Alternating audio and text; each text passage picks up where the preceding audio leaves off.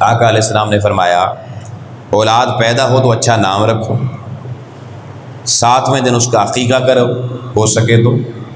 اور عقیقے جب کرو تو اس کے سر کے بال منڈواؤ، اور سر کے بالوں کے وزن کے برابر چاندی اللہ کی بارگاہ میں خیرات کرو،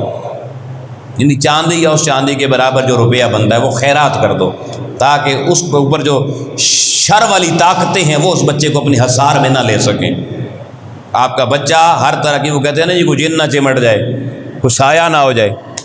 حضور نے فرمایا 7ویں دن جب بال منڈواؤ، بالوں کا وزن کرو ترازو میں، اس وزن کے برابر جتنی چاندی بنتی ہے، اس کی قیمت جتنی بنتی ہے، وہ اللہ کی راہ میں صدقہ کر دو، اللہ اس کو ہر طرح کے شر سے بچا لے گا۔ پھر فرمایا ان کی اچھی تعلیم و تربیت کرو۔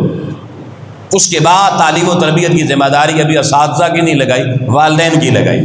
تربیت بھی کرو، ادب بھی سکھاؤ، حضور نے فرمایا ان کو ادب سکھاؤ، تعلیم و تربیت کرو، یہاں تک کہ جب وہ بالغ ہو جائیں، 10 سال کی عمر میں فرمایا بستر الگ کر دو، اور پھر جب وہ بالغ ہو جائیں تو فرمایا ان کے لیے ان کی شادی کا سوچو، انہیں اچھے طریقے سے ان کے گھر بسا دو۔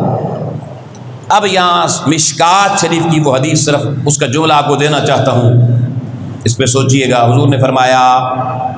اگر تمہارا بیٹا یا بیٹی بالغ ہو گیا اور تم نے اس کا نکاح نہ کیا، اس کے جنسی جذبات کی تسکین کا سامان اس کو فراہم نہ کیا، اور تمہارے بالغ بیٹے بیٹی سے کوئی غلطی ہو گئی، زنا ہو گیا، لواطت ہو گئی، کوئی جنسی جرم ہو گیا، امام الانبیاء علیہ السلام نے فرمایا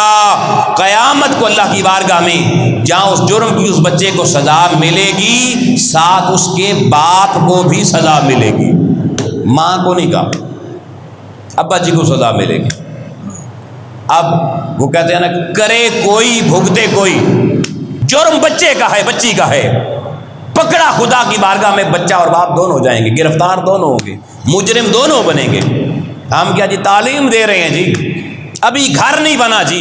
ابھی کو اچھا سسرال نہیں ملا جی، ابھی تو پیسے نہیں ہیں ہمارے پاس، ابھی تو گاڑی خریدنی ہے، ابھی تو ملازمت نہیں ملی۔ یہ ساری رکاوٹیں پیدا کر کے لوگوں، ہمارے بچے 35 سال تک بچیاں گھروں میں بیٹھی رہتی ہیں اور نکاح نہیں کرتے، رخصتیاں نہیں کرتے، بچوں کی شادیاں نہیں کرتے۔ کیا خیال ہے آپ کی نسلیں اتنی اعلیٰ ہو گئی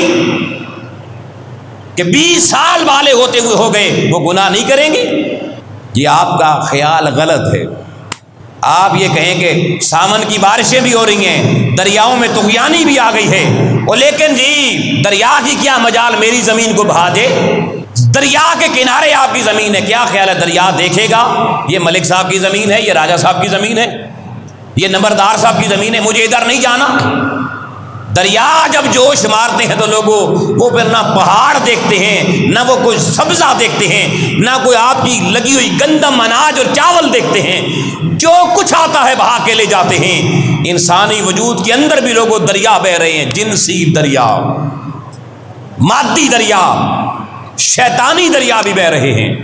اور ان کو جوش دلانے کے لیے شیطان ہر وقت فیلڈ میں کام کر رہا ہے۔ آپ تو سو جاتے ہیں، وہ سوتا بھی نہیں ہے،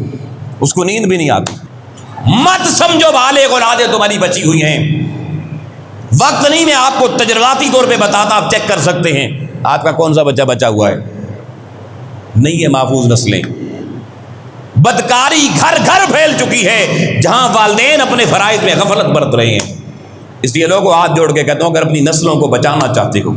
اخلاقی مخربات سے بچانا چاہتے ہو، جنسی طوفانوں کا شکار ہونے سے بچانا چاہتے ہو، تو آؤ اللہ رسول کا واسطہ دے رہا ہوں، یار رسول کائنات کے اس فرمان کا حیا کرو،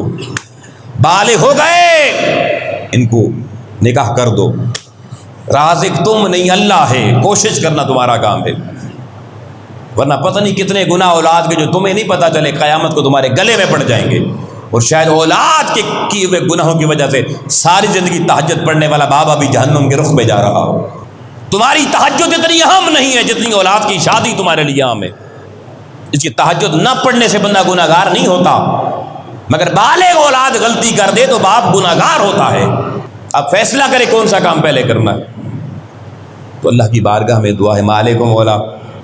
ہمیں اپنے اہل و عیال پر ہماری جو ذمہ داریاں اور فرائض ہیں، واجبات ہیں، انہیں سمجھنے، انہیں نبھانے، اور ان سے صحیح معنوں میں